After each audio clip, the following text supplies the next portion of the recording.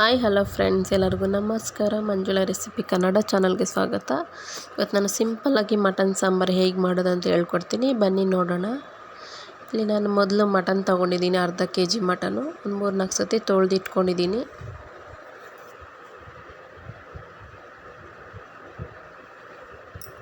ಈ ಮಟನ್ ಸಾಂಬಾರಿಗೆ ಒಂದು ಮಸಾಲೆ ರುಬ್ಕೋಬೇಕು, ಬನ್ನಿ. ಇಲ್ಲಿ ನಾನು ದೊಡ್ಡ ಸೈಜ್ ಈರುಳ್ಳಿ, ಒಂದು ಮೀಡಿಯಮ್ ಸೈಜ್ ಟೊಮೊಟೊ, ಒಂದು ದೊಡ್ಡ ಗಡ್ಡೆ ಬೆಳ್ಳುಳ್ಳಿ, 1 ಇಂಚು ಚಕ್ಕೆ, 1 ಇಂಚು ಶುಂಠಿ, ಒಂದು 3-4 ಸ್ಪೂನ್ ಆಗೋಷ್ಟು ತೆಂಗಿನಕಾಯಿ, ಒಂದು 4 ಲವಂಗ ತೊಗೊಂಡಿದ್ದೀನಿ. ನಾನು ಡೈರೆಕ್ಟ್ ಕುಕ್ಕರಲ್ಲೇ ಮಾಡ್ತಾಯಿದ್ದೀನಿ, ಅದಕ್ಕೆ ಕುಕ್ಕರಲ್ಲೇ ಫ್ರೈ ಮಾಡ್ಕೊಳ್ತಾಯಿದ್ದೀನಿ. ಒಂದು 2-3 ಸ್ಪೂನ್ ಎಣ್ಣೆ ಹಾಕ್ಕೊಂಡು ಚಕ್ಕೆ ಹಾಕ್ಕೊಳ್ತಾಯಿದ್ದೀನಿ. ಅದ್ರ ಜೊತೆ 4 ಲವಂಗ ಹಾಕ್ಕೊಳ್ತಾಯಿದ್ದೀನಿ. ಒಂದು ಗಡ್ಡೆ ಬೆಳ್ಳುಳ್ಳಿ, ಶುಂಠಿ 1 ಇಂಚು, ಕಟ್ ಮಾಡಿ ಇಟ್ಕೊಂಡಿರೋ ಈರುಳ್ಳಿ ಹಾಕ್ಕೊಳ್ತಾಯಿದ್ದೀನಿ.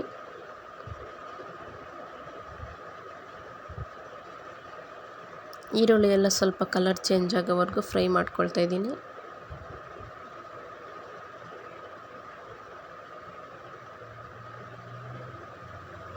ಈರುಳ್ಳಿ ಎಲ್ಲ ಫ್ರೈ ಆಗಿದ್ದಾಯಿತು. ಕಟ್ ಮಾಡಿ ಇಟ್ಕೊಂಡಿರೋ ಟೊಮೊಟೊ ಹಾಕ್ಕೊಳ್ತಾಯಿದ್ದೀನಿ.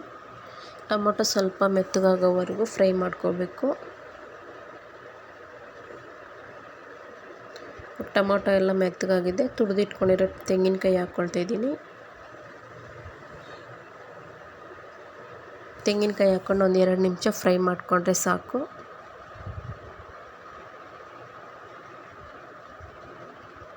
ತುಂಬ ಸಿಂಪಲ್ಲಾಗಿ ಮಾಡ್ಕೋಬೋದು.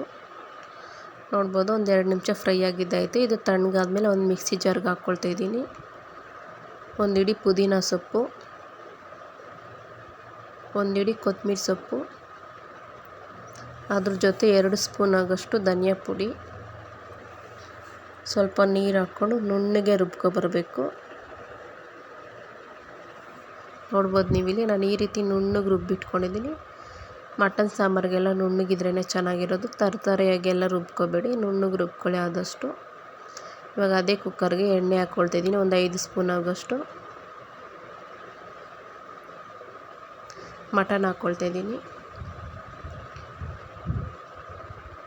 ಮಟನ್ ಹಾಕ್ಕೊಂಡು ಒಂದು 2-3 ಸತಿ ಮಿಕ್ಸ್ ಮಾಡ್ಕೊಳ್ತಾಯಿದ್ದೀನಿ.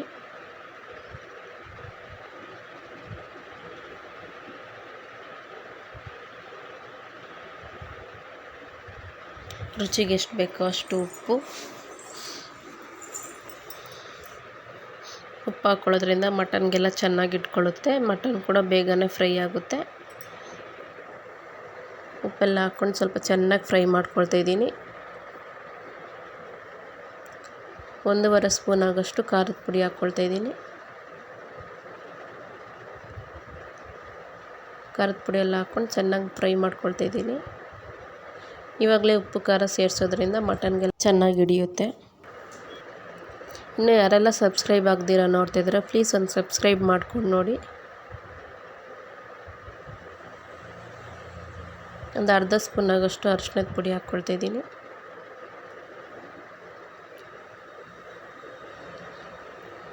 ಅರಿಶಿಣದ ಪುಡಿ ಎಲ್ಲ ಹಾಕ್ಕೊಂಡ್ಮೇಲೆ ಚೆನ್ನಾಗಿ ಮಿಕ್ಸ್ ಮಾಡ್ಕೊಳ್ತಾಯಿದ್ದೀನಿ. ಅದರಲ್ಲಿರೋ ನೀರೆಲ್ಲ ಡ್ರೈ ಆಗಬೇಕು, ಅಲ್ಲಿವರೆಗೂ ಫ್ರೈ ಮಾಡ್ಕೋಬೇಕು.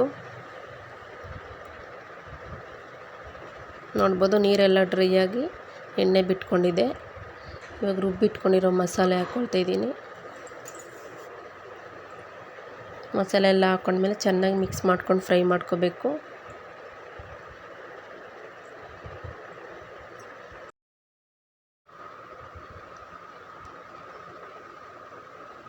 ಚೆನ್ನಾಗಿ ಮಿಕ್ಸ್ ಮಾಡ್ಕೊಂಡಿದ್ದಾಯಿತು. ನೋಡ್ಬೋದು ನೀವಿಲ್ಲಿ ಯಾವ ರೀತಿ ಕಾಣಿಸ್ತಿದೆ ಅಂದ್ಬಿಟ್ಟು.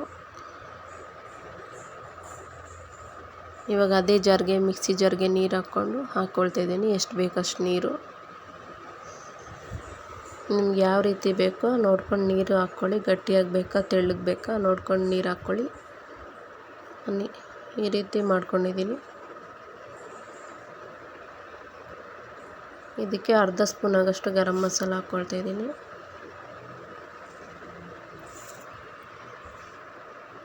ಕೊನೆಯದಾಗಿ ಕಸೂರಿ ಮೇಥಿ ಹಾಕ್ಕೊಂಡು ಮಿಕ್ಸ್ ಮಾಡ್ಕೊಳ್ತಾಯಿದ್ದೀನಿ.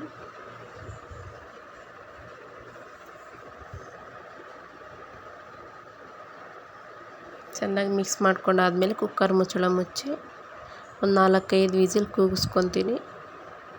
ಮಟನ್ ಎಲ್ಲ ಚೆನ್ನಾಗಿ ಬೆಂದಿರುತ್ತೆ. ಇವಾಗ ಒಂದು 4-5 ವಿಸಿಲ್ ಬಂದಮೇಲೆ ನೋಡ್ತಾಯಿದ್ದೀನಿ ಓಪನ್ ಮಾಡಿ ಹೇಗಾಗಿದೆ ಅಂದ್ಬಿಟ್ಟು.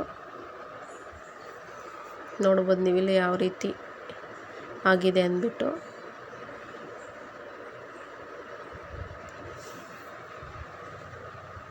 ಮಟನ್ ಎಲ್ಲ ಕರೆಕ್ಟಾಗಿ ಬೆಂದಿರುತ್ತೆ ಒಂದು 5 ವಿಸಿಲ್ಗೆ.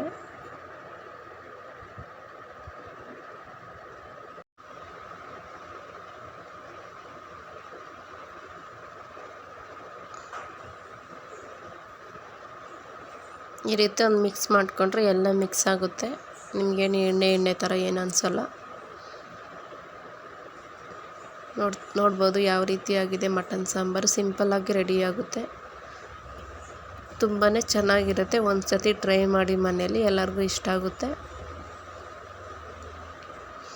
ಬಿಸಿ ಬಿಸಿ ಮುದ್ದೆಗೆ, ಅನ್ನಗೆ, ಚಪಾತಿಗೆ, ಇಡ್ಲಿಗೂ ಕೂಡ ತುಂಬಾ ಚೆನ್ನಾಗಿರುತ್ತೆ. ಈ ವಿಡಿಯೋ ನಿಮ್ಗೆ ಇಷ್ಟ ಆಗಿದ್ರೆ ಪ್ಲೀಸ್ ಒಂದು ಲೈಕ್ ಮಾಡಿ, ಶೇರ್ ಮಾಡಿ, ಕಮೆಂಟ್ ಮಾಡಿ, ಸಬ್ಸ್ಕ್ರೈಬ್ ಆಗಿ ನನ್ನ ಚಾನಲ್ಗೆ. ಧನ್ಯವಾದಗಳು.